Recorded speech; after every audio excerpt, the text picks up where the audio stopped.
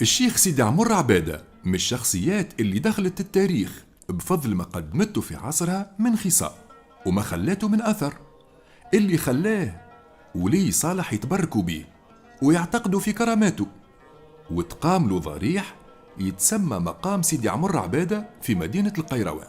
عمر عبادة خلى بصمات فنية ومآثر وكرامات بقات تتنقلها الألسن على مدى عهود.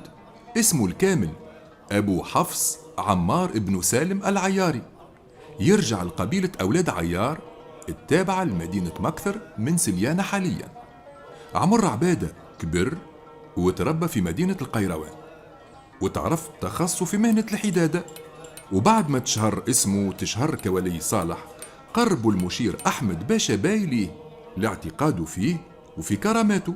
هذا مع الحظوة اللي كان يعملوها البيات الحسينيين للأولياء الصالحين باش يحسنوا صورتهم عند عامة الشعب. وكان المشير أحمد باشا باي ما يبخلش عليه بالهبات والعطايا اللي كان سيدي عمر عبادة ينفقها على الفقراء والمساكين والأرامل والأيتام.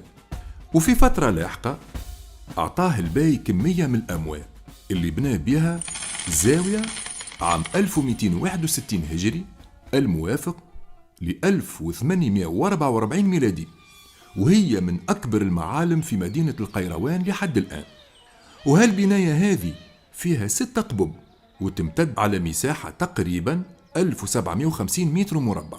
ورغم الاتساع هذا فإنها كانت ما تسعش الآلات اللي كان يصنعها عمر عبادة من الحديد واللوح المحفور عليها الكتابات والصنادق الكبيرة والشمعدانات والسيوف الكبيرة وأغمادها، وهي اللي تشهر بها سماوه جامع السيوف.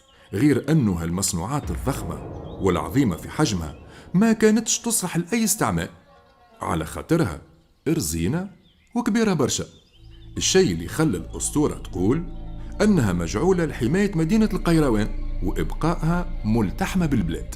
الآلات والسيوف هذه الكل كانت منقوش عليها كتابات، وكل نقيشة تحكي حكاية وقصة. سيد عمر عبادة كان شخص غريب الأطوار وغامض، يمتاز بقوة الشخصية، وكان معروف زادة بقوته البدنية. ومن المناقب المعروفة على سيدي عمر عبادة هي شفاعته المقبولة عند البايات الحسينيين، واللي نكتشفوه من خلال كتاباته المعروضة هو الخلط بين الهذيان اللفظي وبين الحكايات اللي كانت في علاقة بالعصر هذاك.